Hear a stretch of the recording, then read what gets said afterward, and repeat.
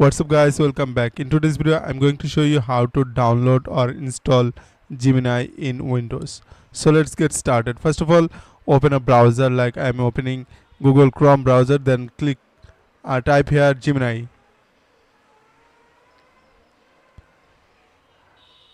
Now first one is gemini.google.com. Just enter on this site. Here you can see it's a new interface of Gemini, but there is no download button. So if you want to download or install this Gemini into your Windows PC, go to three dot menu and then scroll down to find out the cast, save and share. From here, hover over the install page as app or create shortcut. You can select anyone from here. I'm